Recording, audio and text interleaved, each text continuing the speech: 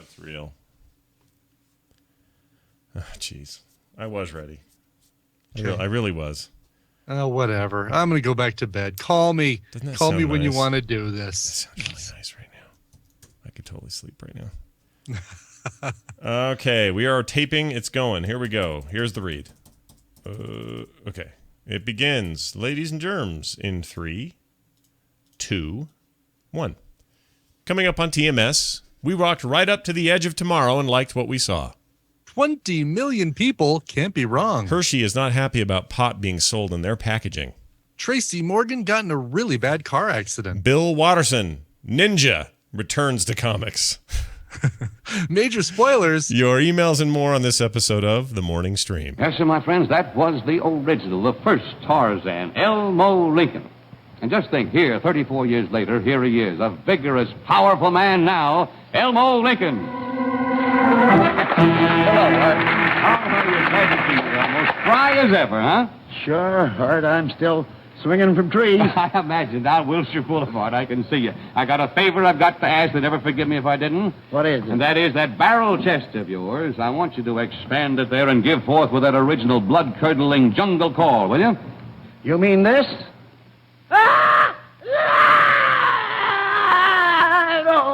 Great, really awesome. Great.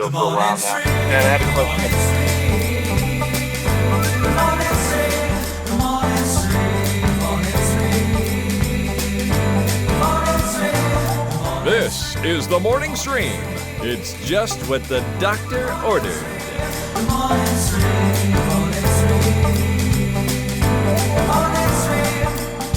Good morning, everybody. Sorry about the talkover. That's supposedly a phone call from Deadmau5.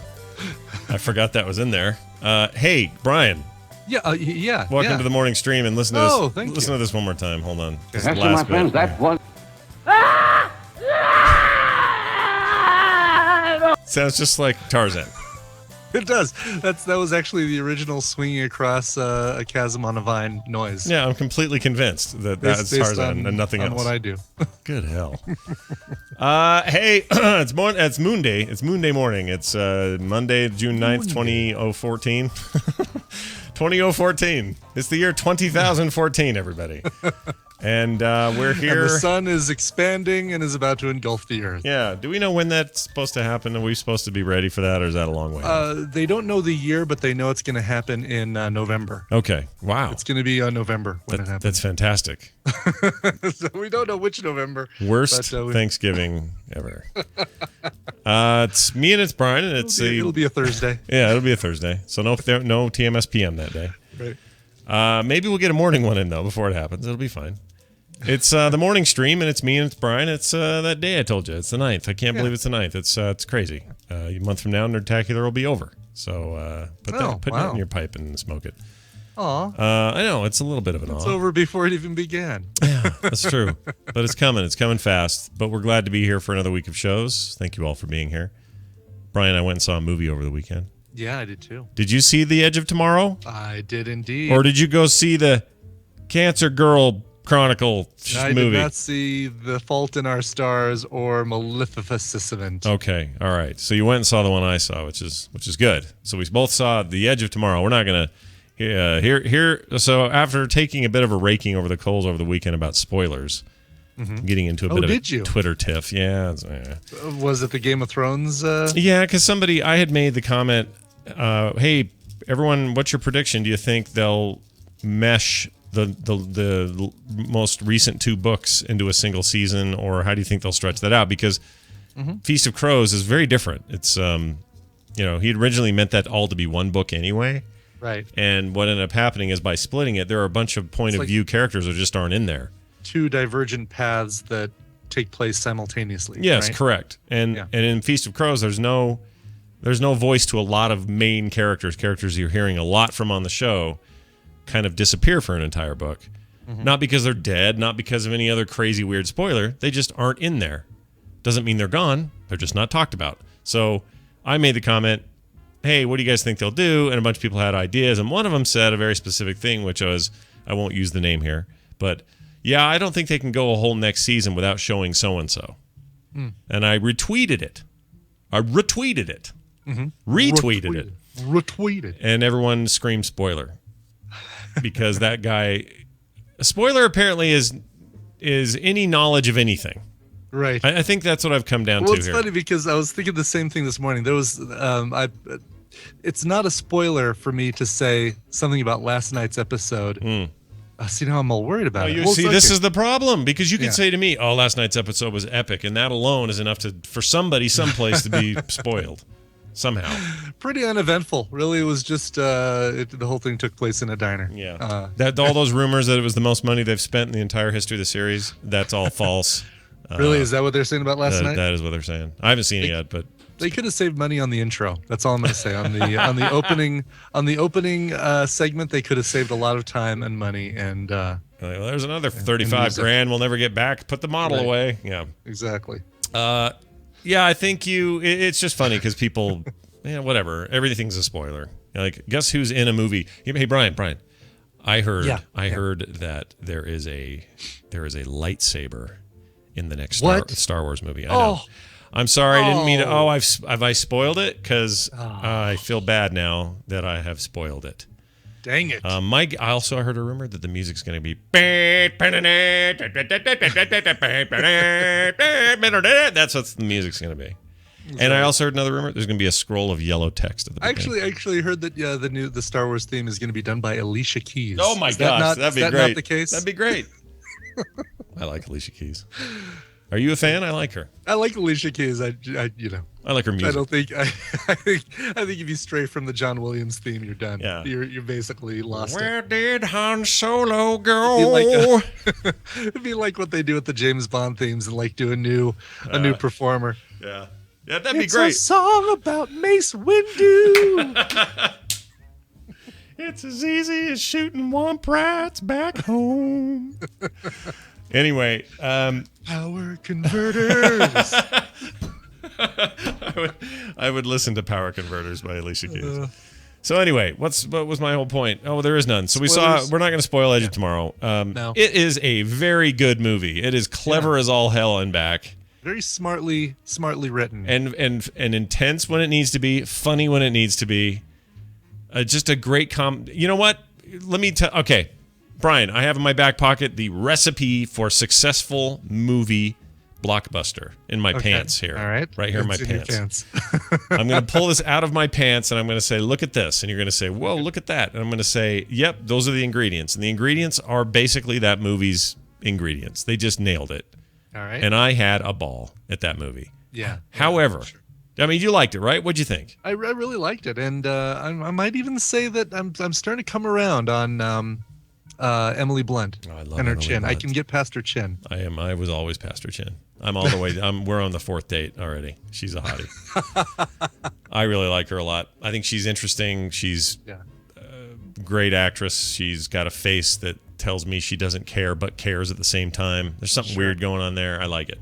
I like her a lot. It's funny because the day before we saw Edge of Tomorrow, we saw Salmon Fishing in Yemen, which is her and Obi-Wan Kenobi. Oh, her and Ewan McGregor. Sir John Gilgood, right? Oh, not the dead one. Alec Guinness. Or Alec Come Guinness. Sorry, on. I got my old. I'm hanging up. I'm hanging up right now. I got my old Shakespearean British actors mixed up again. Crap. Who was Gilgood? Who was he? Oh, he was on Arthur. He was the butler. the butler on Arthur. All right. He wanted me to wash your for you. That was a great line. Anyway, but so I'd gotten 48 hours of Emily Blunt, and so I think I'm starting to come around on her. Yeah, that's easy too. She's great.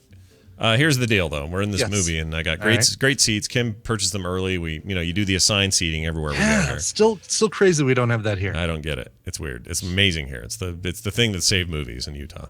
So maybe that's hyperbole, but still, it's amazing. So we're in this great seat, and at one point during the thing, this is not that big a deal, but I get these ever since I had that weird diagnosis. Occasionally, I get like this severe cramping, and I got to get up. I got to move. Okay, all right. So I get up and I move, and I walk around a little bit down by the thing, but I'm still watching it. And then I decide, well, I'm just going to sit down low where the thing was sold out, but there were seats that were down low that nobody had taken. So I just sat there because I didn't want to go walk through people again. Sure. Excuse me, sorry, excuse me, important scene, I know, sorry, excuse me, right? Big 6'4" guy coming through.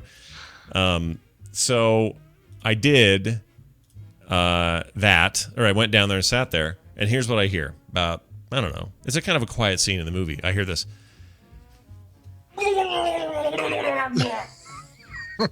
And I went, uh-oh, what is that? And then I hear, like round 2. Oh, no. And I didn't know what was happening, although I could tell somebody was hurling up there. And this was kind of up high, right? Up in the theater. Oh, gosh. Yeah, I know. You do not want it behind you. Yeah, a cold tar runs downhill is what I'm saying. Right. So sloping. He's everybody pull your feet off the floor. So I hear this horrible sound and I think, oh gosh, this is bad. And I'm thinking of Kim because she's up there, I'm like, oh no, my wife, if there's 2 things my wife can't do, it's public speaking. Look, ask her to make dinner for 500 homeless people. No problem. She's got it. She got you covered. She'll feed everybody. It'll be amazing. Ask her to get up and speak in front of 20 people. No way. She hates it. It's the worst thing in the world. 2 things. That and other people barfing. She can't deal with either of those things. So I'm worried about her now because I'm like, oh no, how's she dealing with this? So, but a little bit of time passes and I'm thinking, well, maybe it wasn't what I thought it was, or maybe it was from the movie somehow and I heard it wrong, and I just kind of just sat there. And then I hear this whoomph, like this boom, this body slam sound.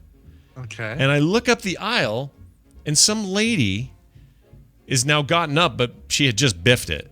She is running with her 9-year-old kid with her hand over the kid's mouth at full freaking sprint.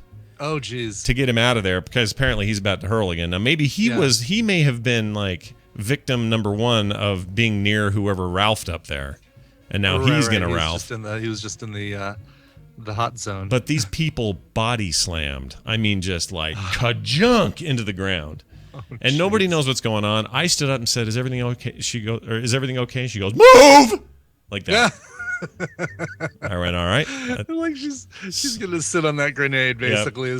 Yep. I'm like, you know what? Samaritan mode off. You go ahead and take care of whatever you got. I'm fine. I'll be fine right here. So I sat down, and then the rest of the movie, and I'm not kidding, for about 15 minutes is what we had left in the movie, 20 maybe. Yeah. A constant parade of theater employees coming in and out of the theater with buckets, mops, rags, towels. Something real grim happened up there. Yeah. And I never had to witness any of it. So eventually Kim texted me. She goes, "Are you okay?" Because she didn't see where I went. Oh. I said, "Yeah, I'm down here, down low." She goes, "Oh, I'm going to come down there." So she came down. And she says, "Did you hear all that?" And I said, "Yeah." And I go, "Is that by you?" She goes, "No, it was fine." So we didn't have to partake directly in the carnage. But holy crap, I'm sure that soured the movie for a bunch of people, literally. I'm sure it did. It's wow. It's kind of surprising they didn't say, all right, we're gonna pause the movie for a sec. Yeah, it's all digital. Why not? Yeah, give you guys a chance to get up, stretch your legs. If you want to leave the theater for a few minutes, we'll send in our team of crack our barf cleanup experts. crew. Yep. Yes, the lowest people on the movie theater totem pole to go in there. And as I leave, the best thing about the movie was we got out first because we were down low. Yeah, and we missed the crowd. We go out front, and I hear all of the employees talking in a little powwow group. Yeah. And the girl goes, "I think I got barf on my lanyard." So I'm going to make today's title barf on my lanyard. Anyway, I'm writing that down right now. Anyway, so that was a good time. I'm sure yours was less eventful than mine. Much less eventful. And although people decided to sit. So, all right, we get to the theater fairly early because there are specific seats we like to get if we can. Because Tina and I are both tall people. We have long legs. And so we like the seats that are right behind the handicap seats because there's a bar where we can just kind of put our feet those are through. my seats. I love those seats. Yeah. Whenever those are available, those are the pre-orders we always get. Yeah. Absolutely. Yeah. So we sit down and then I step away, I run out to the bathroom, come back, and as I'm coming back, I see some people making their way to basically, I saw a lady making her way into my seat. Oh, no. The seat I left with next to Tina. Tina's just in the process of telling her, "Oh, no, these are the seats taken." Yeah. And the ladies, kind of ticked off. "Oh, okay." And it's this is why you need those assigned seats, man. I'm hopping over the bar to sit in my seat because I don't want to wed my way past her. Right. So you hop over the bar. That's a good move. I hop over the bar. the lady sits down right next to me, and she turns to her husband, who is one spot over from being able to get a bar, an opening to the bar, right? The opening to the seats in front. She goes, "Are you going to be okay?" Oh, what's his deal? I don't know. And so I kind of look over, and they both look fine. I mean, she's very, very large woman. Yeah. I'll leave it at that. Sure. And I said, well, we can scoot over one, because I'm thinking, all right, well, Tina still can get to the bar from her seat. I'll have the bar in front of mine because of and then these two people. And I said, would you like us to move over? She's like, yes, please. like as if how dare you not even just move and not even say anything? Right. What took you so long to ask? This should have been automatic, right? In her head. So we scoot over. And then as we scoot over, I realize, oh crap, Tina's not going to get any bar, any bar opening. Any foot. So I was like, well, Tina, you want to switch? No, I'm fine. I'm like, oh, now I feel horrible because on our anniversary, I've taken the open bar seat away from Tina and given it to two ungrateful strangers. Did you swap with your wife? Is that how you ended up doing it? I offered to, and she wouldn't do it. She wouldn't take it? I'll be fine. So Man. the whole movie, I'm thinking, oh, crap. Look, without assigned seating, the world of passive aggression seeps into our lives and ruins it for everybody. Big lady going, meow, meow. And then you go and you did the nice thing, by the way. Well, but the nice thing for her thing would have been, oh no, we're fine. That would have been the nice thing. Exactly. And, I don't know why I brought up the fact that she was a larger woman, but her feet weren't, she put her feet on the bar, but it wasn't like she needed the leg room. She was a shorter lady, and so her legs couldn't go out through the opening. Good circulation is what's going on there. Probably, yes. Yeah, when you're big like that, you gotta. And you know what? I'm a heavy set person too. So before any emails, I'm backpedaling like crazy because I saw somebody say those fatties are so rude. It's like, okay, hold on a second. Back up that truck. That's not what I was getting at. It's all right to referencing size is no more than saying, oh, this huge truck cut me off. You have to be able to reference things, Exactly. Well, good. Well, we both did it. I did not get Barf on my lanyard, but I did enjoy that film quite a bit. And I'll tell you this. Mm-hmm. If there are cooler alien designs this year, I will eat my hat. Those were badass. This is how you do a Venom character. Oh, I didn't even think about that. Yeah. Yeah, this is how you do a Venom in a movie, man. Or like Carnage or something. Exact Carnage. Perfect. Yeah. Like the alphas are just that's some of the most insane visual I think I've seen ever. It just really got me. When they're doing that whole thing and just looking at you like a big mouth oven. Open like, yes. The mouth was like a jet engine hole, Yeah. It's really neat, you guys. You should see it just even on that point. But it's also just there's moments that are just plain old fun and kind of goofy. Not goofy in a bad way, but just kind of like make you laugh and lighten you up a little bit. It's not all dark and dreary, but it's cool. It's a cool movie. Yeah. I recommend it. Yeah. And no Dent Ryerson. I was really, really bummed. I know. And there are moments that are very Groundhog Day. Well, yeah, I mean, it has to be. Yeah. There's. The comparison is apt. That's what I would say. Exactly. All right. I'm adding Daryl to this already janky call. Because something's up with Skype today. This is like fifth time it's warned me that something's wrong with group video, which makes no sense. Did it beep at me again? I don't. You're up and good, so I don't know what the difference is. Okay. Something strange going on. But anyway, whatever. We don't care. We're getting Daryl on the phone.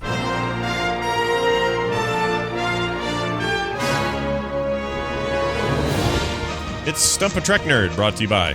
A very nice gal named Sky is doing a donation gaming stream 6 days a week for her dad, who back in March got stage 3 esophageal cancer. There you go. He's moved on to stage 4. In order to get better, he needs surgery, which will be done in July. In order to raise the money for the surgery, she is playing games live for all who can attend at hitbox.tv/Corin Urami. That's it's K-O-U. a rough name, yeah. It is, yeah. KOURINENARUMI. Corinne Narumi. There it is, Corinne Narumi. More details at Canis Sky, CANISSKYE on Twitter. I would only suggest one thing, because this is an awesome cause. Yeah. I think you ought to make usernames and tiny stuff URL. that aren't, well, not just that, but just don't make them crazy. Like Right. Karina Rumi or whatever is really hard to remember. Anyway, Right. Rooney. we want people to do that, though. That's a good cause. Yes. Isn't it funny that it's esophageal? It's the esophagus, but it's esophageal cancer. GIF? Changing that whole hard G to a soft G. Look, it supports the whole GIF and GIF argument, right? Oh, geez. Because Does it? Well, probably not at all. Speaking of things that support the old GIF argument, it's Daryl on the line. Hi, Daryl. Hello. Our favorite animated GIF. That's right. Daryl. Daryl will have been at Nerdtacular and already home by now next month, this time of the month. Wow. Think about that. Isn't that crazy? It's freaking me. It's freaking me out. Daryl's here. He is the Trek nerd. He answers hard trivia questions about Star Trek. Questions, rather, not just question. And that sounds like it's like a spam email. he answer hard trivia question. I answer trivia question.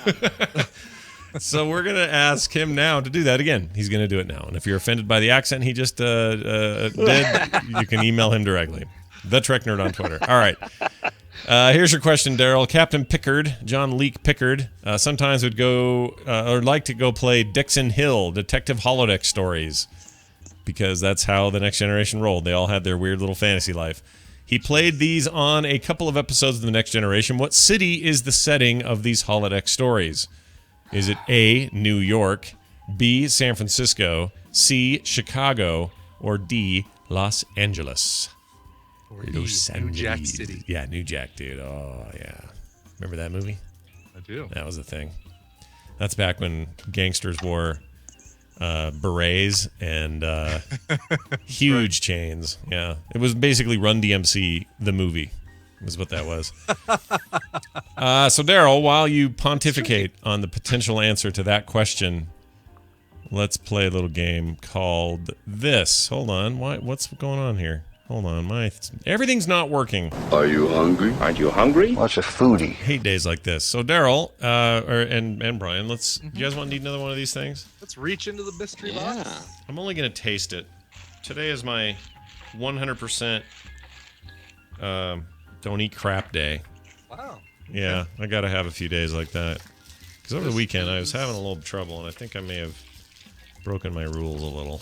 The one I got is all blue except for maybe some brown, or no, purple stripes on the side. Oh.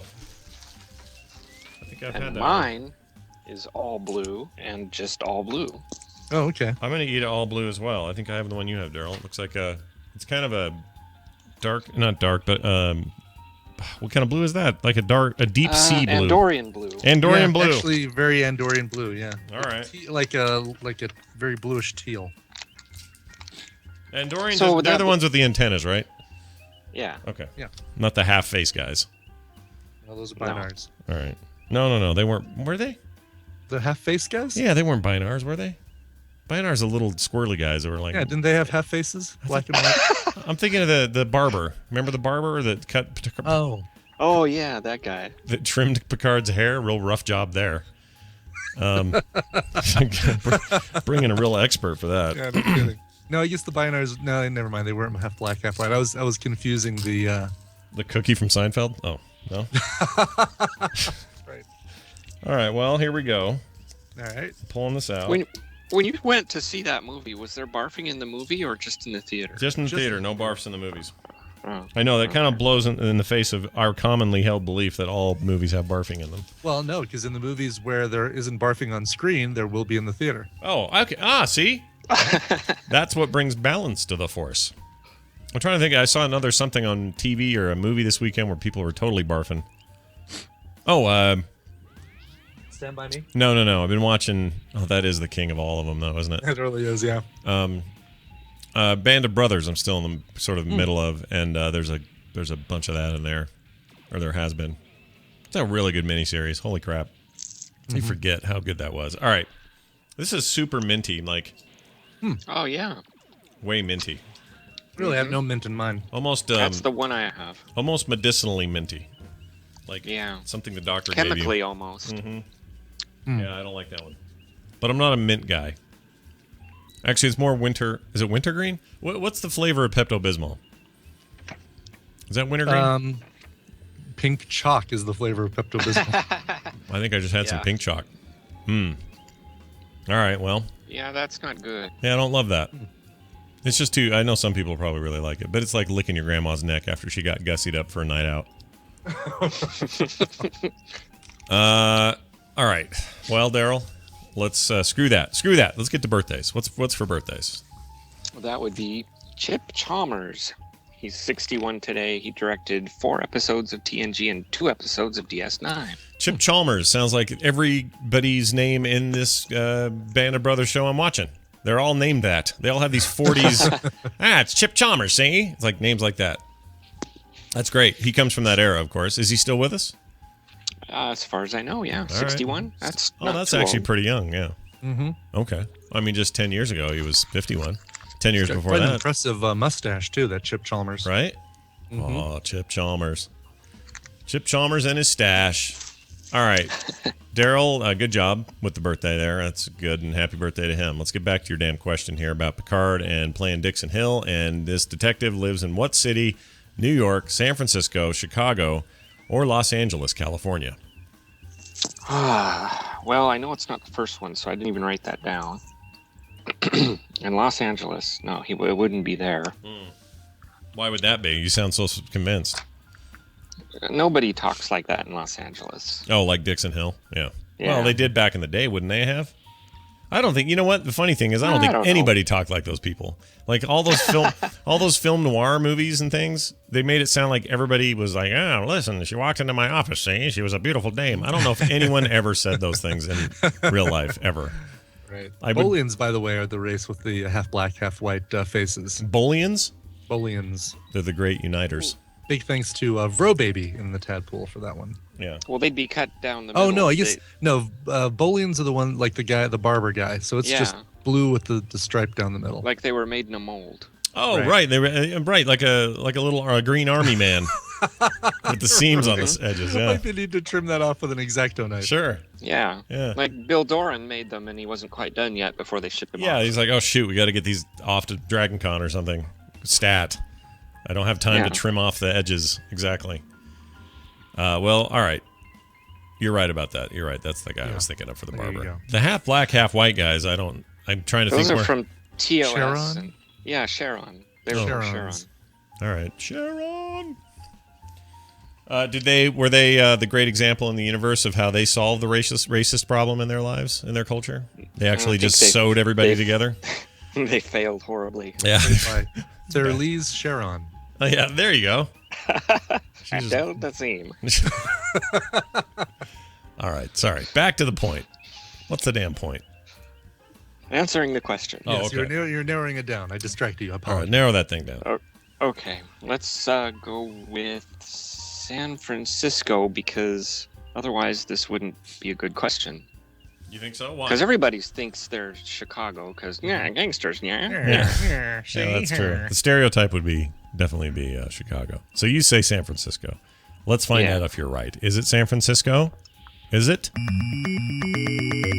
Congratulations! It is. You're a winner! It's usually the setting for these holodeck programs. Here's a clip of Picard playing one of them with Guinan, who is always in these things with her. Get inside. Close the door.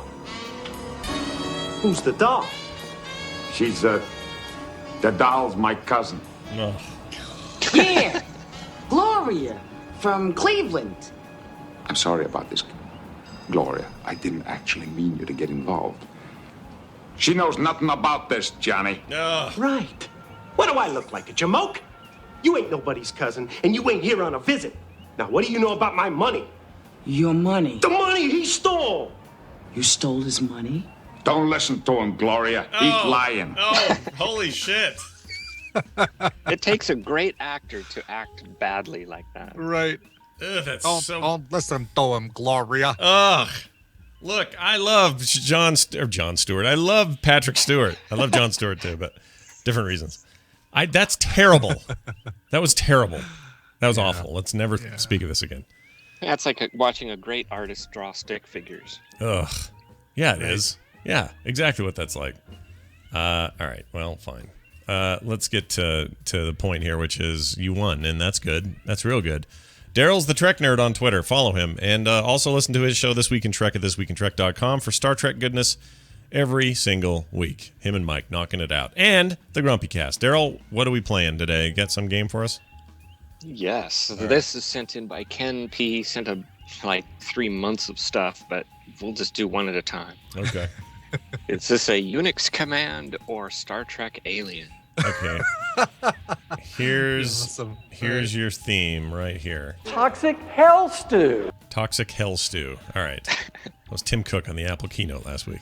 Oh, that was sounded like Ned Ryerson. It did. Toxic hell stew. It totally does. Lily Stephen Tobolowsky. Dang, I sure as heck fire remember Toxic hell stew. Sure as heck fire do. All right, here we go. Great, really awesome. Great. All right, okay, great. Thanks, guys. All right, go for it. Well, I'm sorry, I already forgot what the hell it was. Unix command or Star Trek alien? Got it. Go. Okay, Figlet.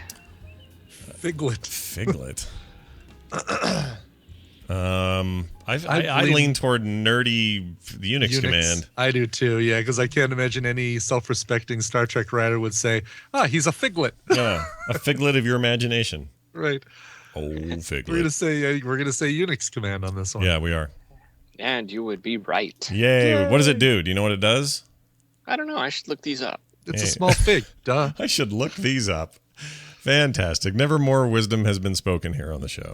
Television highlights of the news of yesteryear. It's the news.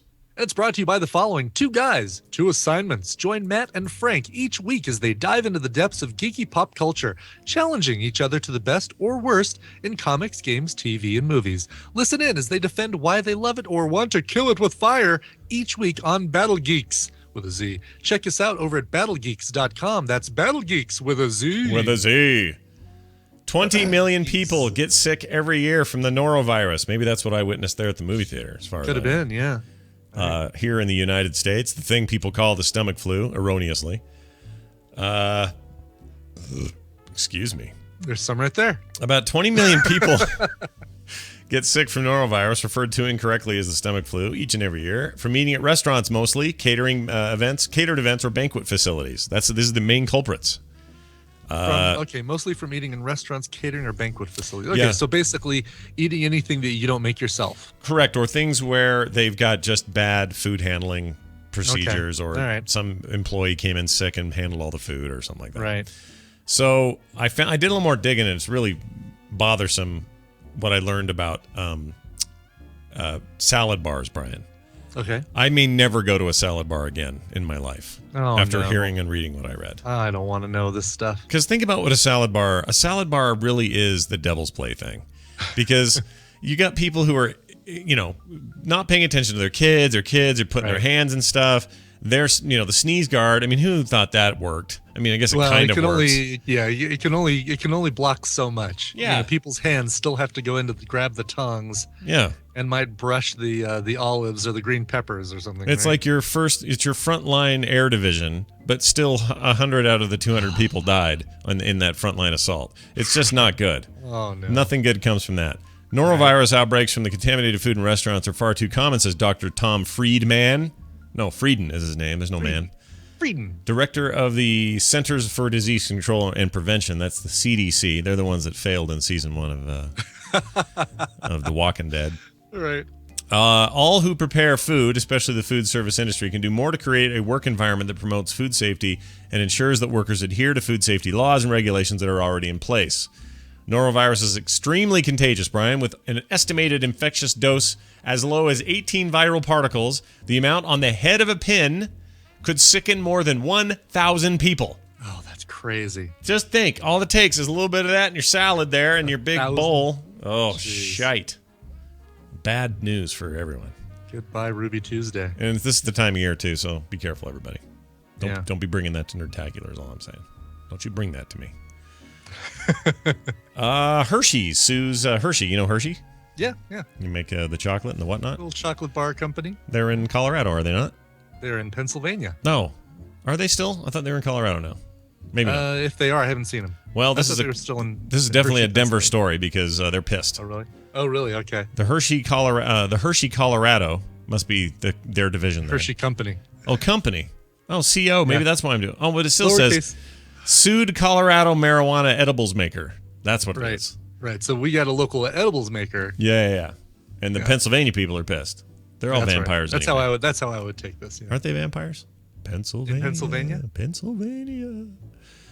Claiming it makes 4 pot-infused candies that too closely resemble iconic products from the chocolate maker. The trademark infringement lawsuit was filed in U.S. District Court in Denver this week against Tincture Bell LLC. I don't like that name at all. Yeah. And Tincture Bell They're trying to play Marjucanda. up the whole Tinkerbell, but like a tincture is like a little container of THC, like a little droplet of THC, or like the container you use, I guess. Yeah. How about this one? Marijuanka LLC. Marijuanka. Great. Salamanca. It's a marijuana bar. I mean, they're kind of infringing there. It alleges that these the Ganja Joy, the Hashith, the Hashies, and the Dabby Patty mix Hershey's Almond Joy, Heath, Reese's Peanut Butter Cups, and York Peppermint Patty Candies, respectively. They totally do. The pictures in there are like a total ripoff. Hash Heath. Nice. Well done. Let's see. They did not immediately return messages seeking comment. The Denver Business Journal first reported the lawsuit filed Tuesday. So yeah, they've got these like the ones for the peanut butter cups. Yeah. It looks totally. Well, it's Reefer's Peanut Butter Cup. Yeah. That's for a whole different company too, which is funny. That's Is that for somebody else? Oh. Yeah, it's Seattle. It says Seattle's finest Reefer's Peanut Butter Cup. Seattle and Denver, man, making their way in the world today. Dabby Patty is the. That's funny. This is what my neighbor ate in Vegas that gave her basically a 16-hour high and made her vomit. Loopies. No. She did. She did throw up. Yes. Your neighbor is the best neighbor. Oh my God, they're so entertaining. Let's see. The company's website says products are include lotions, balms, and are all diabetic safe and delicious. Parents and doctors have said some children are eating the highly potent gummy bears, cookies, brownies, and other items by mistake. And they're coming to hospitals in increasing numbers. What's wrong with your kid? He ate a handful of gummy bears. Where'd he get them? My desk drawer. Oh, and thanks to Tinvec for the correction. Tincture is not the container. It is the alcoholic extract or THC extract. So it is? Yeah. Oh. I was thinking that it was like an eyedropper kind of thing was a tincture, but it's actually what's in the eyedropper. So wait, so it's like a measurement of the thing. Yeah. Like I have brought to you an inch of penis and a tincture of pot, right? Exactly, yes. All right, great. Sure. Let's move on then to HelloFresh.com, who does not put pot in their ingredients. I know it always seems to be this way. Poor guys. Yeah. We love HelloFresh.com. You'll love them too. And I was just talking to sales geek Dave Michael over there, who gets them delivered all the time. And he was raving and ranting about the spiced skirt steak that he got. That sounds real good to me. I'm also a big fan of the chili cashew snapper, or shrimp rather, chili cashew shrimp. And then they also got this seared snapper. That's how you want your snapper. Tina, you reused one of the recipes this week and made the yogurt as like a curry yogurt shrimp that was fantastic. That sounds good. Yeah. I like yogurt. Mm-hmm. Is that fruit on the bottom? No, shrimp on the bottom, which is not as good. That sounds terrible, doesn't it? It does. Shrimp on the bottom, yogurt. On the bottom. That's bad. But anyway, they have these chefs. They make great recipes. They do it every week, and they send you the farm fresh ingredients straight to your house in 30 minutes or less. You're a hero, and make the most amazing meal of your life. Use the code MorningStream at checkout for 50% off your next visit to HelloFresh.com. That's for first-time customers. MorningStream at checkout. Okay, we got this now. Chairman J. Parnell Thomas of New Jersey opens an inquiry into possible communist penetration of the Hollywood film industry. It's Celebrity Poo, brought to you by the secret frog pants item Fantasy Coin is working on, soon to be at fantasycoinhq.com. What? But isn't there right now. Bye-bye. What? I bet we see those at Nerdtacular. I bet we do. Oh, I can't wait. I was a big backer to the big Fantasy Coin Kickstarter they did with did really well with that too. Fantasy Coins. They really did, yeah. Those coins are big. Tracy Morgan, TV's Tracy Morgan. Yeah. One of the funniest people I think in the world. He cracks me up. He is damn funny. Just Lemon? Just looking at him makes me laugh. Yeah. Is in deep trouble here. He was in a car accident, is still in critical condition. Yeah. But he's being more responsive, so that's good. He remained in critical condition Sunday, but appeared to show signs of improvement after a deadly car wreck a day earlier, the comedian publicist said. He has been more responsive today, which is an incredibly encouraging sign, said Louis Kay. Morgan's limo van was hit by a tractor trailer in the New Jersey Turnpike at about 1 a.m. Saturday. Can I just say nothing good ever happens at 1 a.m. anywhere? Not ever. So don't be out there doing that. According to Sergeant Gregory Williams of the New Jersey State Police, Morgan suffered several injuries, including broken ribs, broken nose, broken leg, and a broken femur. He underwent surgery on his leg on Sunday.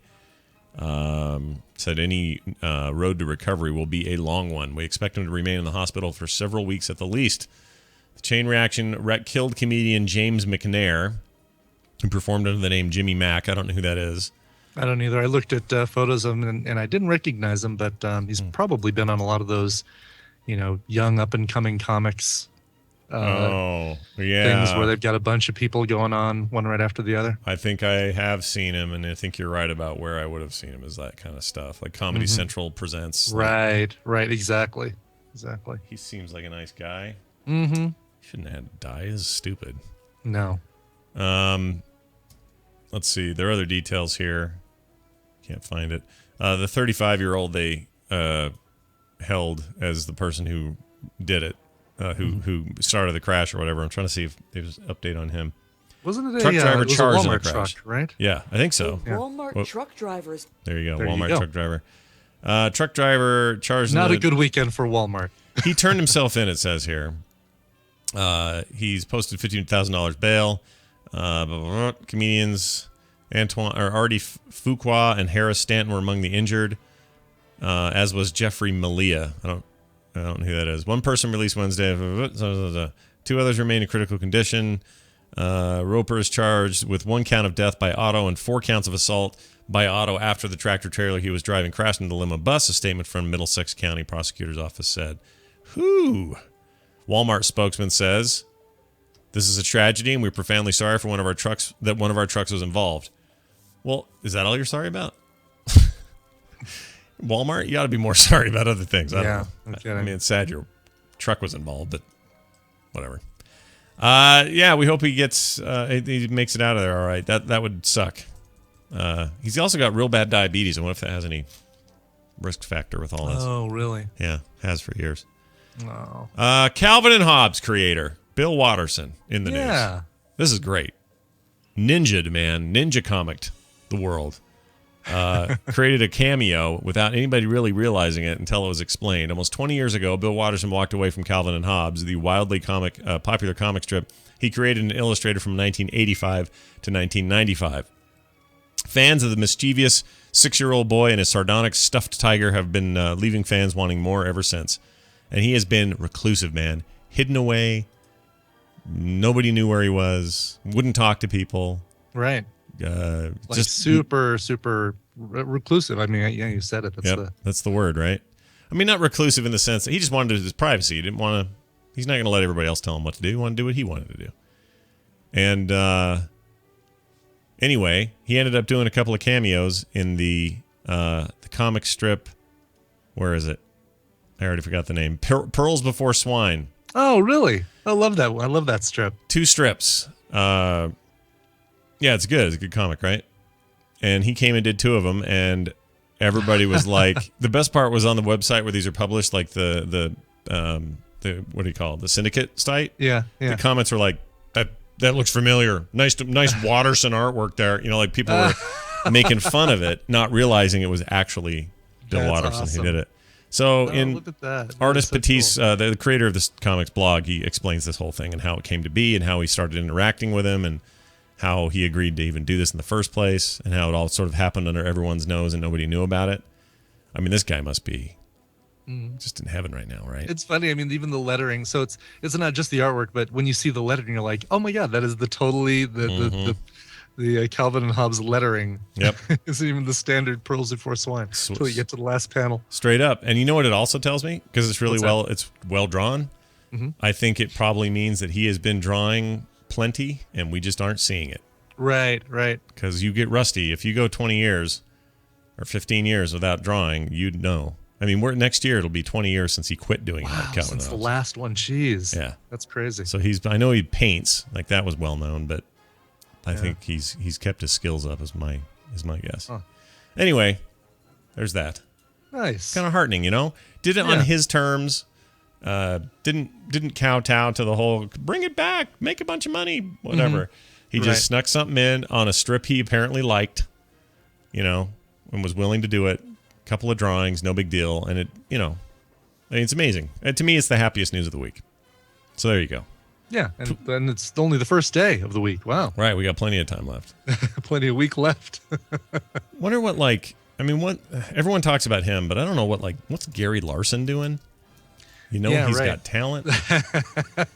Something with cows, I'm guessing. Drawings of cows doing something. He also ended his strip in 95. That was a weird year. Oh, really? Same year. Yeah. He's 63 now, that guy. Uh-huh. I'm trying to see if we can get a timestamp on... Okay, here we go. 15 years he ran that comic. Ended in 95... sold billions of copies. He's retired. Career, something. Hold on. There's a Hair in My Dirt, a worm story he wrote. That was a short illustrated book about an earthworm. I don't even know that existed. Awards and honors, other interests, personal life. All right.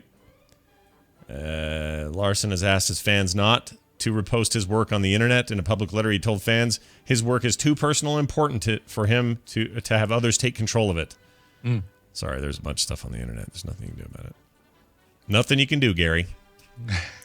Who else was from that era that we just miss? I mean, Burke Breathed. He's still doing it. Yeah. I think. Is he? Yeah. I know that there was the, what was it, Outland? The when he brought back Opus and a few of the characters. Yeah. Steve. Is he retired right now? I'm trying to find out. Oh, no. Ariel Works. Bloom County, Outland, and then Opus. Oh, that ended in 08. Okay. So 80 to 89, Bloom County. Right. 89 to 95, Outland. 2003 to 2008, Opus. And then from here on out, there's nothing going on. Wow. Yeah. He's a cool guy, though. He is. He's only 56. He's still got plenty of time. Totally. He could get back into the game. Yeah, why not? Get in now. It's not a young man's game. No, get in now while it's hot. All right, let's take a break. And before we do, tweakedaudio.com is sponsoring the show. Tweaked Audio is where you get earbuds that are fantastic, better than the ones you got with your phone or your iPod or whatever. And they'll last you a good long time. Even if they don't, they get a lifetime warranty. I mean, I can tell you from personal experience, if they swing down by accident at a public urinal and smack a dude on the wiener, they'll replace them because they did. Replace them free because you just threw that in the trash on the way out and said, done with those. They're amazing in that way. So do check them out at tweakedaudio.com. Why not save some money? 33% off is a hell of a thing. That's a third off the price if you use the code STREAM. You know the code. It's STREAM at checkout at tweakedaudio.com. Let's take a break. Brian's got music. What is it? I do. First song today is going out to Tyler. On June 8th, I will be, which was yesterday, I will be starting an internship at Hewlett Packard. Why would you start on a Sunday? Hewlett Packard in Georgia. For this momentous occasion, I request a cover of Brian's choosing to be played during this week. Working this job means I won't be able to listen live, but I will be downloading the podcast to listen to later. Great. Drug the Mofo, Tyler, or Man Before Time in the Tadpole. By the way, he began with Hello Sandisk and Bose. Oh, wow. So that's great. Little nod to... You're a really good sound system, and I am a crappy memory card. memory card maker. Yep. So he's starting at HP, and I decided to use that as kind of the launching pad for what song I picked to play.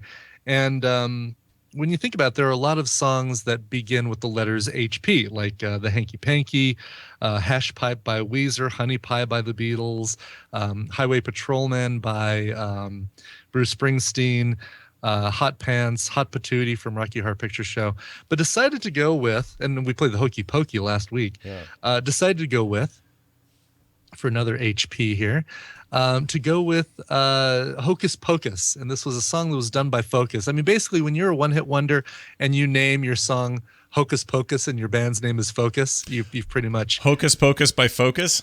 Yeah. Great. Yeah, you're pretty much saying, I know we're going to be a one-hit wonder. Yeah. And this is the song, if you remember in the 70s, it was the one that had yodeling and a bitchin' drum solo and then a bitchin' guitar solo. Great song. My memory is sketchy on this. Oh, well, as soon as you hear this, you'll recognize it. Oh, by the way, I did want to throw this out to people. Do me a favor. When you're submitting your requests to tmsrequests@coverville.com, thank you, Jeannie, please put the date. If you're requesting it for a specific date, put the date in the subject line. That will really, really help me find your email when it comes time to pick songs for the show. Okay? That increases your chances. Yeah. Yes. Really good idea. It also helps if you put... well, I mean, you throw the song title in there anywhere, but putting the date in the subject line helps tremendously. All right. Well, good.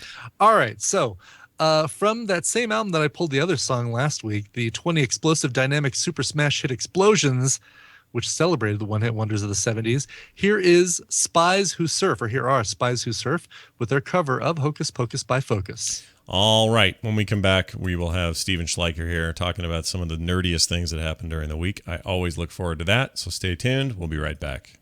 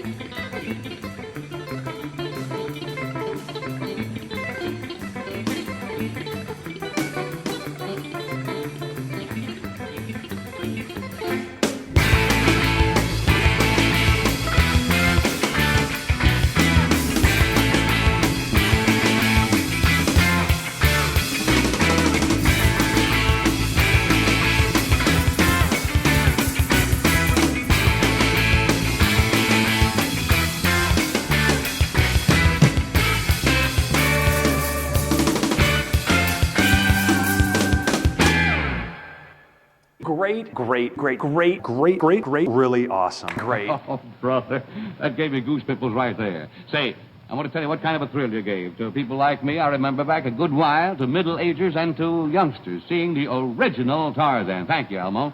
Thank you, Art. Now, I want to ask a favor of you. Anything at all, Elmo. I'd like to give a very personal thank you to Mr. Corey and his boys. I feel that I've made many new friends because You asked for it. You thought you would trick me with your talk of your filter and your unseen gas.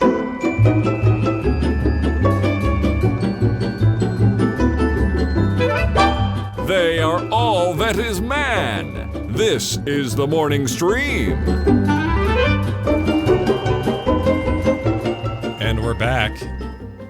That Tarzan guy was winded. Did you hear that? His voice? Yes. He was not into it. We're back, everybody, and we're gonna do. I still don't recognize that song. Oh, really? Yeah, I don't know what my deal is. If it were yodeling, it was yodelity, yodelity, yodelity, yodelity, yodelity, yodelity, I'm gonna. I wouldn't even do it for you. No. That's how the song went. You gotta watch. Look it up after the show. All right. There's probably some YouTube version, right? Hocus. Yeah. I'm gonna Oh my look it God, up right my now. video. Skype just keeps killing I know. my video. Hocus. What the heck is going on? Song. Okay, we're gonna find this. Here we go. All right. Hocus Pocus. Here we go. From Focus. Yes. It's all left here right now. All right.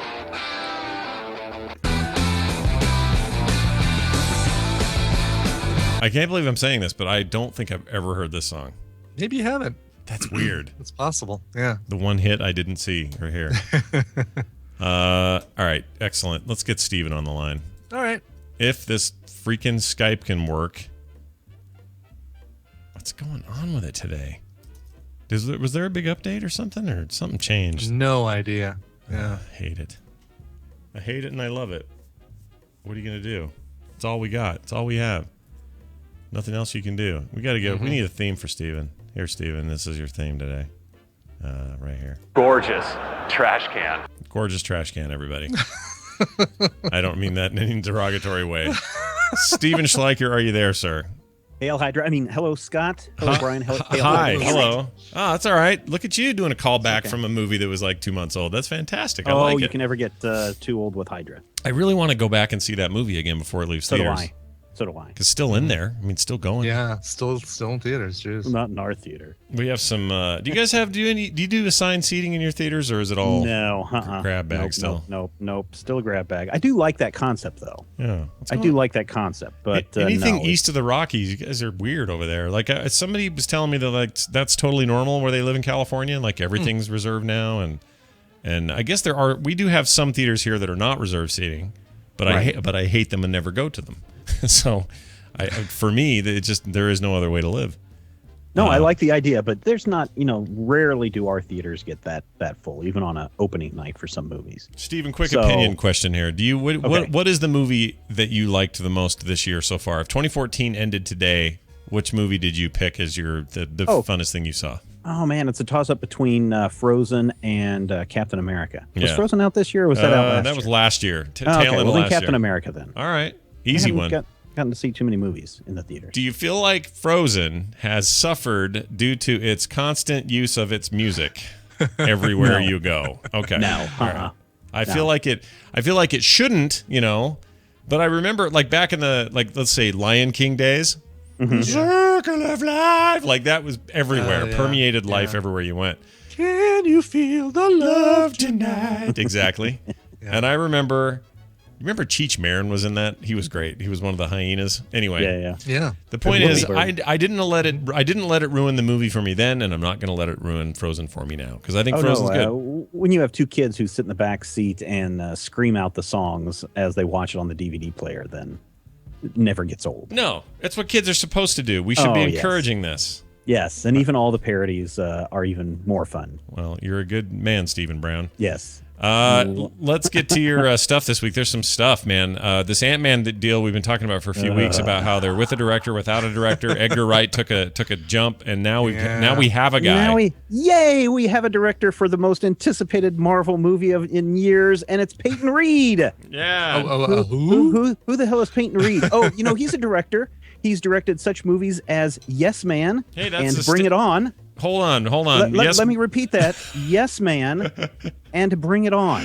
Hold on, Bring It On. I don't know what that is, but Yes Man was that Jim Carrey deal. Movie. Jim Carrey and Zooey Deschanel. Yes, Yes Man, which currently has, I think, like a 62% freshness rating at Rotten Tomatoes. Yeah. Bring It On at like 64%. I mean, this guy has done some incredible shows that you guys have heard of. My Future Assistant, the TV series New Girl, Kashmir Mafia, I like New Girl. Bad Haircut, all of these TV movies. Yeah, I like New Girl a lot. The Weird Owl Show. Here's his director credits. TV, As Long as Your Sleeve. Yes. Mm-hmm. Yeah. And then I'm suddenly really, Ant-Man out of nowhere. I'm really thinking that this is going to be a great movie. They have even brought in another writer to punch up the script, which was, one of the reasons why Edgar Wright left in the first place.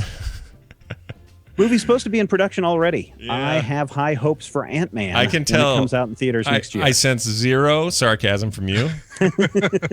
I think you're being completely 100% serious. No, I don't know how to feel about it. It feels like, okay. I have enough faith in what Marvel's been doing to say maybe they picked him not as some last-ditch, oh no, who has a friend who's a director kind of way, like it seems, right? Yeah. Maybe he's got a taste for something here that we don't know about. Maybe there's something here. Maybe. Because, if you'd have forced me to watch Dead Alive and say, that's the guy we're going to hire to make Lord of the Rings one day, I wouldn't have believed you.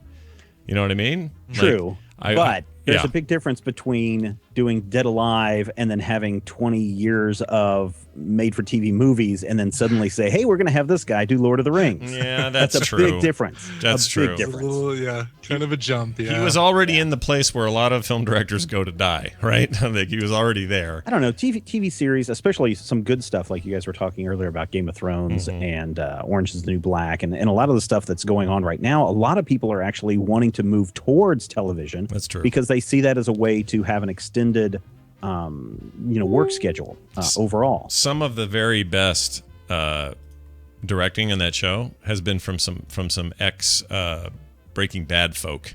Yeah. And they're some of the best episodes. And I always wonder, will I ever see some of these people, like that McLaren lady who's so good, is she ever going to make feature films? Maybe they don't care. Maybe this is where everyone's bread is buttered now. And granted, I'm being mean to Mr. Peyton Reed. Because I haven't seen any of his TV movies. So, he could be brilliant and he could really hit it out of the park with Ant-Man. And with the long list of other directors that they had to choose from to pick him, he must have something that really is going to make this movie special. He's tied in with Zooey Deschanel. He's in like a lot of Zooey Deschanel projects, including New Girl and that Yes Man movie and other things. I wonder if there's any chance she's connected to this movie in some way, casting. They are still looking for some female. Zooey Deschanel as the Wasp, as Janet Van Dyne. That'd be interesting. That's all right. That's okay. I'd be okay with that. Yeah. I was watching her last night in some reruns. They had Dennis Farina on as Nick's dad. And he died, man, right after he made that thing. Yeah, he was great. What a cool actor he was. Anyway. Let's talk about the Hello Kitty Con. I can't wait for this. Hello Kitty. Who's a fan of Hello Kitty? Who's this? Well, we know Samantha Jane is a big Hello fan. Kitty. Yeah, of course. Hello Kitty's like a national, it's an international phenomenon. Yeah. It's been around since forever, and I'm surprised that the United States has not had a Hello Kitty convention, an official one, in all the 20 plus years that this cat's been. 40 years. Yeah, 40. Yeah, much closer to that. Years. My sisters were way into it when I was growing up. Yeah, and even today, you can't go online and see some of these models taking selfies of themselves without their Hello Kitty cover for their cell phones. Hello Kitty has invaded big conventions like the San Diego Comic-Con. They had a big Hello Kitty booth there for the last couple of years. So October 30th through November 2nd in Los Angeles, California, people can go get their tickets and take part in Hello Kitty Con. Hello Kitty, the... what would you call it? I would call it the Beatles of crappy Japanese anime. Yeah, probably. Because it's not good. Right, it's weird and dumb. Isn't it? But it's got this huge following that is hard to get your head around. It's such a simple design. You look at it and you're like, wow. And then it's got that cute factor to it. Yep. And then it's persisted for 40 years. Kind of like, what's that? Domo. Right. The the Domo thing. But see, I kind of get the TV Domo guy. thing. Maybe, okay. All right. I'm going to make a proclamation here that it probably will resonate with some. Hello Kitty, I think, is for girls, and Domo is for dudes. Yes. And I think it's playing on the same nerve, but it's just slightly tweaked for gender. I think that's what's going on there. And even though it doesn't have to be, I can see that. Oh yeah, it doesn't have to be. You can do what you want, but I think that's the aim. I think that was the goal. And now, as to why they exploded and became this long-running thing, I mean, in Domo's case, I think it's just this big rock-looking turd thing with a giant open mouth all the time, and it's just freaky. Yeah, because he's the character for NHK, the television network. He's their mascot, and people see him like every single day. So and over here we co-op little bits and pieces of other people's culture, and that's one we held on to. And then Hello Kitty. There are plenty of I know women in their 40s who love their Hello Kitty jewelry and their Hello Kitty purse, and it's weird, but it's good. Whatever, man. It's great. It's great. So you gonna go to this? You gonna head to that con? No, I'm not gonna go to it. Okay, not worth this it. Year. I'll see how popular it is, and then if it looks like it's as popular as the Salt Lake City comic book convention, maybe I'll schedule something for next year. Yeah, that's gonna be. We're expecting hell to rain down. This is the weekend for Denver Comic Con. So is it this weekend? You gonna go? I'm going. I got my tickets already. Oh, very nice. Very nice. You doing a weekend deal, or are you doing just the one day? Cosplaying as Batgirl. What? Are you just doing one day or the whole weekend? Don't know. Got stuff going on Friday, so it's gonna at least be Saturday, maybe Sunday, but almost definitely Saturday during the day. Well, the cool thing about the Phoenix one that just ended was Nathan Fillion spent most of his time there photobombing people's pictures all over the place. And maybe you'll get some of that. That'd be cool. I know Bruce Campbell is supposed to be at this one, so we'll see. Good. They were hanging out. Get a chance. Yeah, they were hanging out together. You get a chance, go to Bruce Campbell's presentations if you can. They have a line a mile long to get in. Well, I bet those are special. Great. Yeah. Oh yeah, he is great. I want his new book. What's it called? Make Love, I think. Oh, Make Love the Bruce Campbell Way. That one's been out for a while. Has it been? Okay. Yeah, I think that's the re-release. Oh, okay. Because he's making such a huge deal on Twitter about it, like it's just coming out. But I guess you're right. It could be. Yeah, I think it's a re-release because I've got both of those sitting over at the on the bookshelf. His biography is really good too. You should check it out. I would love to read that. Okay, I'm going to get it. All right, let's talk about Lego announcing a female scientist set. This is interesting. Cool. Yeah, I don't know if people are aware of this, but Lego recently changed the name. They had a website called Lego Kusu, where people could go in and submit their own ideas for sets. And if there was enough interest in a set, Lego would then officially consider it as something that they would put into production. And they've been doing this for a couple of years now. It's only been in the last year that they've started releasing sets. So anybody that has Minecraft Lego, if anybody's picked up the Back to the Future Lego set or the brand new out just this month, the Ecto-1 Ghostbusters set. Yeah, this is all from that project. These are all from that project. And the latest project they've announced for the, I think this is the Spring 2014 collection, is Lego Female Scientists. And I don't know how many are going to end up in this final set, but there were like a dozen originally proposed of just different female scientists, astronomer, archaeologist, chemist. Are they based on actual people, or are they just no? They're just like women in STEM. Oh, okay. Which is kind of a big thing if people aren't aware of Marie STEM. Curie or No, you're not going to see anything like that. But for people who aren't aware of what STEM is, it stands for science, technology, engineering, and mathematics. Yeah. And there's a big push on all levels of education to get more women interested and participating in these events. In fact, the White House just a couple of weeks ago had a big Women in STEM event where young female scientists were there showing off what they're doing, and it's really a cool thing. The only reason I know this is because we've been doing that a lot at the department at the university, where we've been encouraging more females to be involved in computer-related fields. That's awesome. So, yeah, and so I'm really excited about this set. I think it's a great push for Lego. I think it's a great push to get more people interested in science.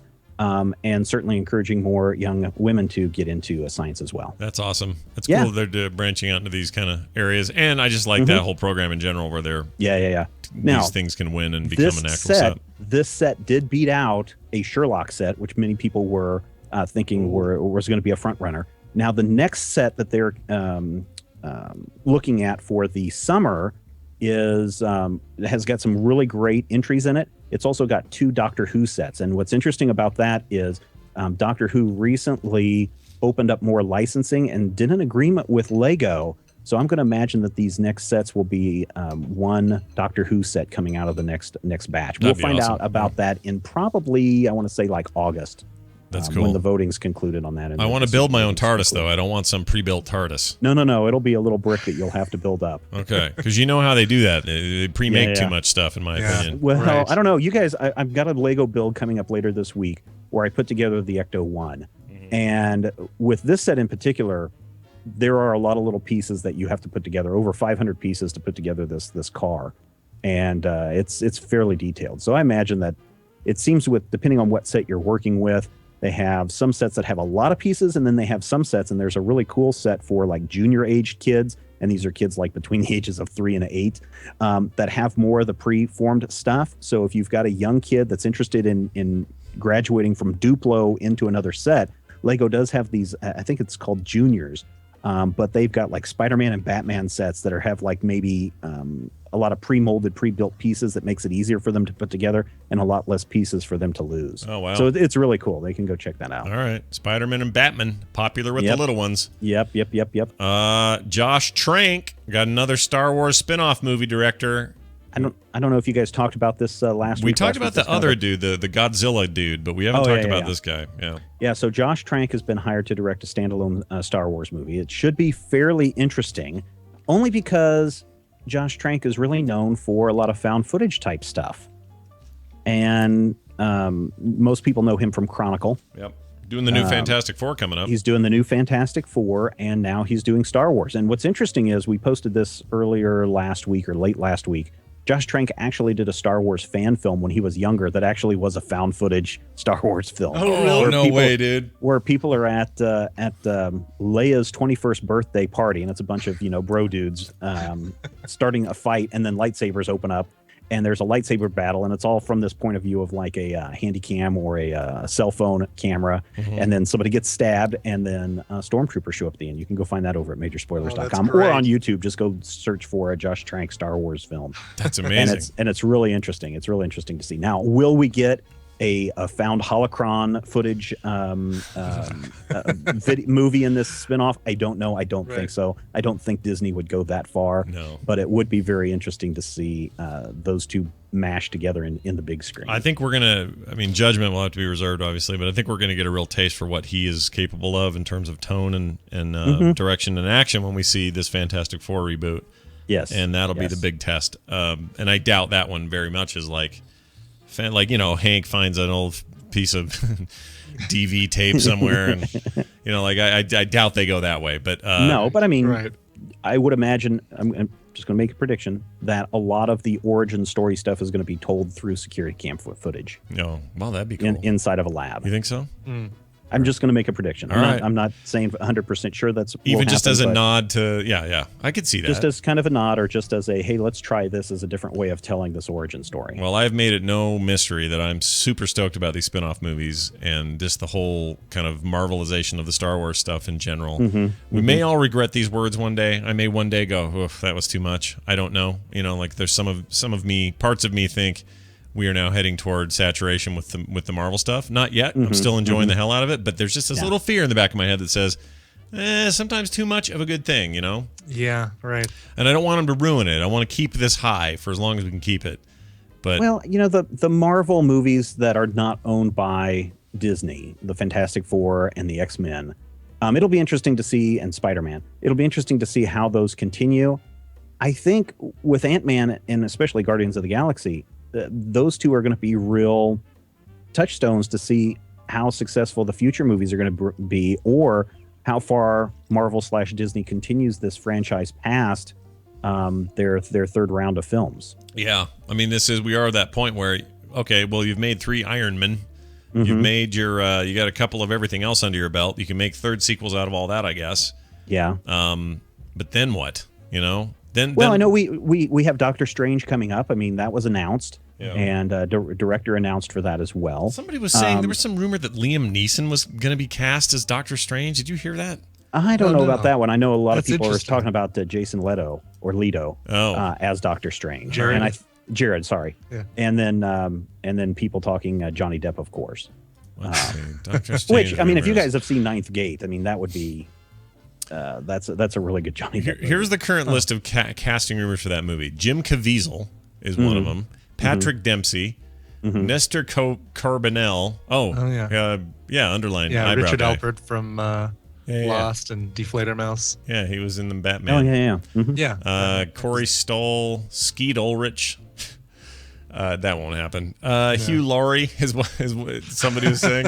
That's pretty good. Interesting one. Yeah. That's pretty good. That plays to all the tropey images I have in my head of Doctor Strange, doesn't it? Yeah. Hugh Laurie with a mustache. Right. Yeah. I kind of like Nestor Carbonell. Like he's got the dark, brooding. Yeah.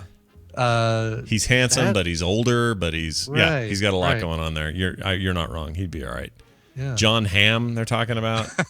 No, they got to save John Hamm for like the Century. Yeah, he needs to. Yeah, the Century would be really good for him. Yeah. Anything other than $1 Million Arm would be good for him right now. Anyway.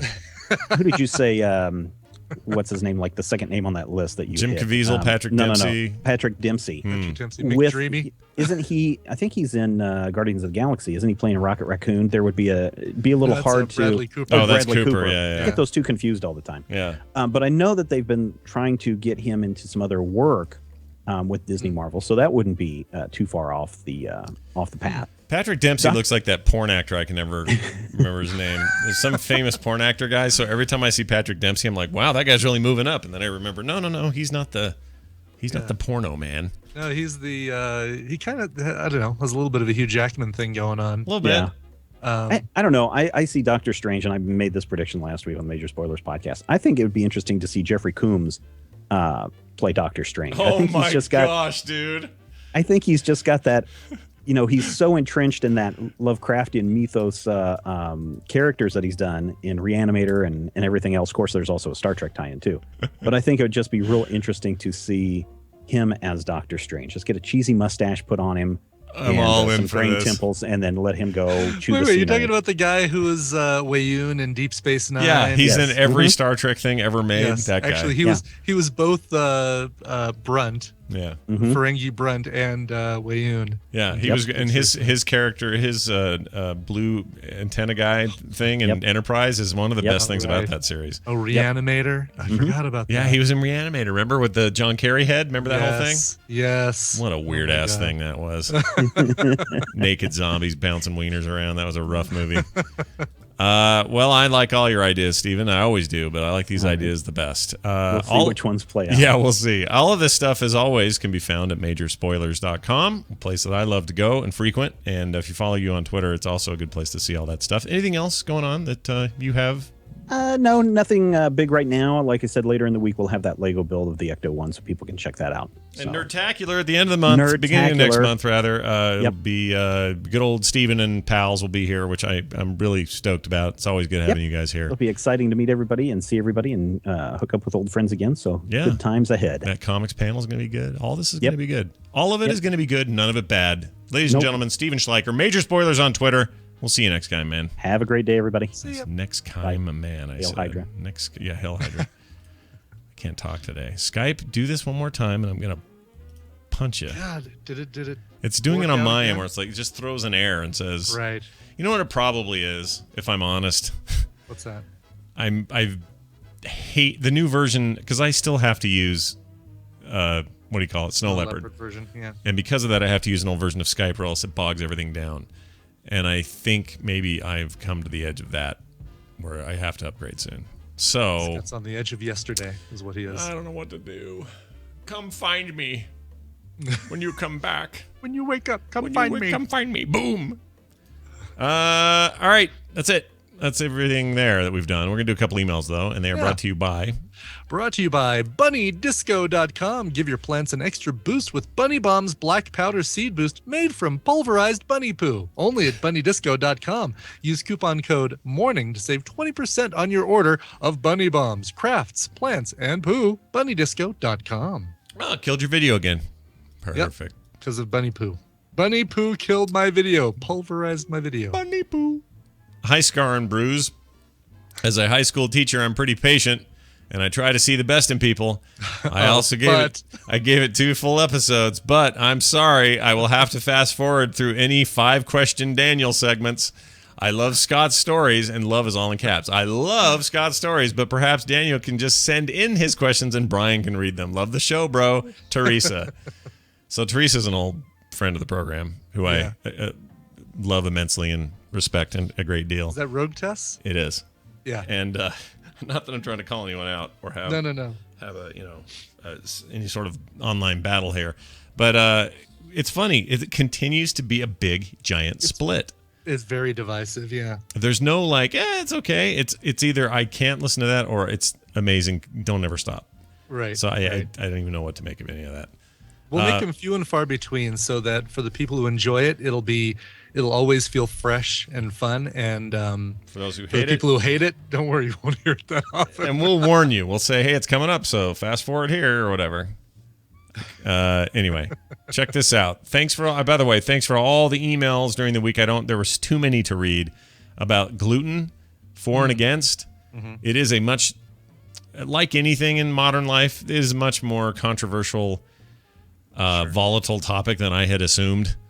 There are people who really, really are backing the idea that gluten is terrible for us and that we are better off as a society by removing it and having options where it doesn't have it in it. And there are plenty who are saying it's all been pseudoscience from the beginning and it's all garbage and people have been eating it for hundreds and hundreds of years and now suddenly we have a problem with it and they don't think so. It's all sides of it. I just want to thank everybody for the energetic conversation, because there's been a lot of it. Now let's move on to Tommy, who says this. Hey, Sandor and or Benjamin. Well, I hope Sander, because he's alive. Right. Benjamin is... We never found out what happened to Benjamin, did we? No, and I don't think we ever do. I don't think you ever do. Not a spoiler. Big surprise ending in the last Game of Thrones book. Benjamin. Yeah, he was in charge of it all. Orchestrating this whole thing. He was the hive mind in the Matrix. It was all in the Matrix. It was all Benjamin dream. That's right. Tommy says, I've been wanting to write this email for a while. In light of my recent Twitter exchange with Scott, it felt appropriate. A little under a year ago, I was incredibly depressed in and out of suicidal states. I eventually came to terms with the fact that I'm transgender and I sought help. Eventually, I was able to turn my life around by learning to cook, eating better, exercising, and working on more of my female appearance. When I did eventually come out to my friends, I was met with overwhelming support and even a surprise party to celebrate it. Now I sit here a completely different person from who I was less than a year ago, happier, healthier, and enjoying a new way of life I never thought possible. The reason I'm spilling all of this is because I credit the Tadpole and you guys for giving me the support and goodwill I needed. But I also specifically remember a discussion on TMS about Lana Wachowski. It was the conversation and, more importantly, the simple acceptance and support you guys exuded for her that I mark as the turning point and catalyst that gave me the final bit of courage I needed to turn my life around. Oh, good. My life was already better with you guys in it, but now it's forever, permanently altered for the better too. Thank you so much for for all that Frog Pants does and will do. Catch a flow, Joe. Tommy, for now at least, he wrote. Yeah, I mean, the conversation we had on Twitter was an interesting one too, because it is easy for me as somebody who doesn't live in the skin of somebody who is transgender. It's easy for me to make dumb comments like she, or fumble around with the whole which gender to assign it to while I'm having a conversation about it, and or assign to that person. And there are times where I could see that coming off as me being ignorant or dismissive or whatever. But people should know I'm the way I feel about that, complete opposite of that. If anyone ever pulls like one little snippet out of context and takes it as something other than its intention, all they have to do is listen to a few episodes and they know our stance on just about everything. Oh, yeah. If you hear me do a dumb accent or you hear me do a single comment, again, out of context or whatever, just know that I also admit that, there's stuff built into us sometimes. There's biases you learn as a kid that are hard to shake. And then you become an adult. And then you can still slip and go, whoops, I don't really feel that way, but man, my dad sure pounded that into me when I was younger. You know what I mean? Like, that stuff just happens. So, I'm super stoked for Tommy. May we all find, success in identifying who we are in this life. That'd be awesome. Some of us are better at it than others, and whatever your happiness is. I'm still trying to figure out what the hell my whole end game is. I don't know. What is my end game? Is it rating? Right. Is it questing? What's the end game? Anyway, we wish you the best. Got one more email from Ken who wrote in and said, scientists have not proven that the human body is over three-quarters. He does not say the word not. Scientists have proven that the human body, is over three-quarters water. Thank you for the catch. Sure. And a good portion of that water is in our brains. So it only makes sense that you give the water some positive vibes before you absorb it. No, it doesn't. Keep reading. Keep reading. This is one of our main reasons you should always use copper pipes for your plumbing. You remember that copper pyramid helmet I wear at night? Well, it sends positive energy directly into the water into my cranium. Well, or how well does it work? Let's just say a few weeks ago, I totally won a free barbecue. Ken. He was obviously kidding. Yes. This is based on the Gwyneth Paltrow water positive vibes. Yeah.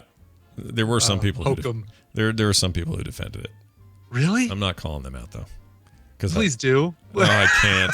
I can't do it by name. Don't do it. Don't do it. Let's just say I'll have a conscious uncoupling from those people. I did have an experience with some Kleenex earlier this morning where I felt like it really knew me. I felt like it really understood me. Ice one. Oh, I just that one isolated out. I didn't realize what I was saying until you just said ice worm. Yeah, it was more of a reference to my allergies, but sure, we'll go down that road. So that's it for that. Those emails came to us to themorningstream@gmail.com, and we're happy to read your emails. And even if it's controversial, even if it's not, the real way to get them on is if they're short and interesting, and then they'll get on the show. Shortish, you know. I mean, I'm not going to turn something away if it's amazing, but of course, just the shorter stuff's always going to get it. We don't want 9 paragraphs. That's it, Brian. We're done. We're going to call it good. Call it quits. Well, for today. We'll be back tomorrow. Oh, okay. I know. I don't want to freak you out or anything. I was in the process of looking for starting up another show to fill my mornings. Tomorrow I'll tell you the story of the construction toilet. So, good. Stay tuned for that. That's a hell of a thing that happened to me yesterday. I decided to save it for Tuesday. I don't know why. I think we'll have Justin here. I think we'll have Chinbeard. I'm not sure about Justin. He's in Hawaii, but I don't know what the hours are like or where he's going to be during the time we record. Oh, right. So, Mr. Island Hopper. Wee. My favorite thing he's done is, so he put an Instagram of him and his girlfriend in the pool, right? Mm-hmm. And he's got this beard that he's been growing and won't shave. Right, yes. And Ashley's there with him, smiling and looking great, and he's there with this giant hobo beard. And the favorite thing about it was so the first or second comment on the Instagram photo was, Justin, I'm sorry, but I just can't quite see your beard in this photo. It's like the most understated thing I'd ever seen. So I'm excited to talk to him about how a beard holds up in that heat and humidity, which can be a little rough down there. You think it would drive me crazy. Oh, I couldn't have a beard down there. No way. Not like that one. I mean, this thing's huge, maybe. Brian. He looks like an extra from Deadwood. It's gigantic. He should be killing people for Al Swearingen. Swedgen. You know, you've never seen that show. No, I haven't seen it. You're such a sack. You gotta watch that show. No, but I just heard in the chat room that Rick Mayall passed away. So Rick Mayall was who's Rick Mayall? He was if you ever saw The Young Ones, oh yeah, UK TV show, he was the adamant looking dude. Like he was the new wave guy. Rick Mayall. How do you spell last name? Mayall. Mayall. Mayall. Mayall. Mm-hmm. Oh, there it is. R-I-K. Yeah, R-I-K. Sorry, I should have. Oh, he was the crazy one. Yes. I liked him. I think he was actually the writer for that show, too, if I remember correctly. Yeah, that's sad. What happened? Do we know what happened? No idea, but he was only 56. Yeah, that's not old enough. Mm-mm. Yeah, he was the punk rocker dude. Right? Yeah, well, the punk rocker dude, I always consider Vivian to be more the punk rocker dude. Rick was right. Like the new wave dude. Right. Vivian. Yeah, I've got him backwards. Right. I've got those two backwards. Whatever happened to the tall, like, emo one? Neil? Yeah. Neil Pye? Neil Pye. He's, well, as far as I know, he's still around. He was great. Mm-hmm. Does it say anything about his death in here? I'm trying to see. Well, he's been married since 1985. 3 kids, 1 wife. Way to go, man. Trivia. Yeah, it doesn't say. It just says he's was currently touring in the UK and playing in a play based on the New Statesman series. Wow. Anyway. Aw. That's sad. I don't like that. It's not nice. He died. He should have lived. All right, that's it for us. Let's go out with a bang. You got website, frogpants.com/TMS, themorningstream@gmail.com, and morningstream Scott Johnson and Coverville on Twitter. All right, music. All right. We may have played this one before, but I don't care. I'm playing it again. Dear Sconson and Bibbit. On June 8th, I'll complete my 32nd year on Midgard and couldn't be happier. Despite a rough 2013 that culminated in a long overdue divorce, my life has taken a tremendous upswing, and I'm now with the love of my life, a dear friend of mine, for over 10 years. I recently turned her on to the wonderful world of Doctor Who, and I'm trying to catch her up for the new season. It would be awesome if you could play Vashta Narada by the group Traffic Project. Actually, it's Traffic Experiment. I very much enjoy their spin on the classic Doctor Who theme. Keep up the awesome work and continue to bring smiles to the faces of the masses. Throw the snow globe, Eric from Texas. All right. So yes, Vashta Narada, better known as the theme to Doctor Who. This one comes from a self-titled album by Vashta Narada, comes from an album titled Vashta Narada from 2011. You can find this file to download if you want it over at trafficexperiment.net. And here it is. It's the Doctor Who theme, done by I keep wanting to call the band Vashta Narada, done by Traffic Experiment. All right, sounds good to me. Don't forget. That's really handy. I agree. Here it is. It's there were so many good clips out of last week's Apple thing. Like, oh yeah, listen to this one. That gave me goose pimples right there. That's not from them. Hold that on. wasn't from Apple. Hold on, Come on that's not now. them. It's really great. Really great. Enormous. Enormous. Toxic Hell Stew. Toxic Hell Stew. All right. Toxic Hell Stew. I sure as heck fire remember you. Sure as Toxic Hell Stew remember you. All right, it's Vashta Narada. And if you don't believe me, well, here it is. We'll see you guys tomorrow. Maybe. Here you go. See that?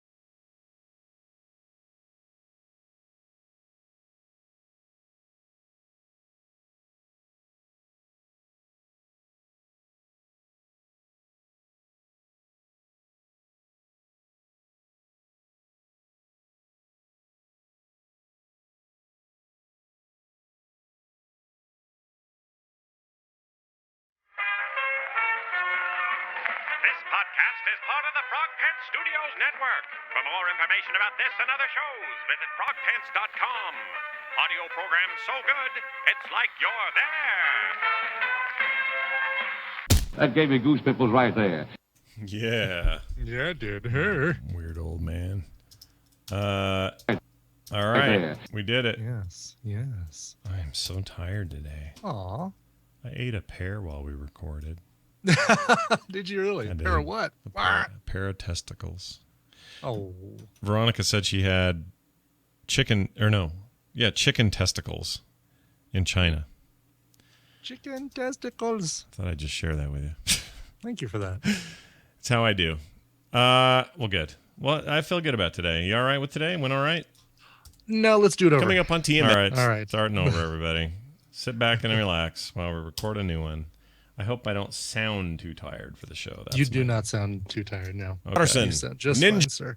Because I feel like I had some semblance of my normal self. Just think. Yeah, so now when does all the E3 stuff start up? Today at 10:30 our time. So about an hour, a little less than an hour, about 45 minutes from now. Well, I wonder, it'd be great if I could they're streaming it. Live stream it over. Yeah, I know, but I'd love to live stream it over on my Apple TV stuff like I was doing with the the Apple conference. If there's a Twitch, is there a Twitch app for there? Oh, I don't know. That's a good question. Because that would do it, wouldn't it? Yep. So is trying to think what other app they would have. You know Twitch has talent. You know they do. I can't think of anybody else that does. I know that you can get it all over the web. Yeah. If anyone knows, chat room, if any of you guys know of another a cool way to get that on an Apple TV or a Roku or something.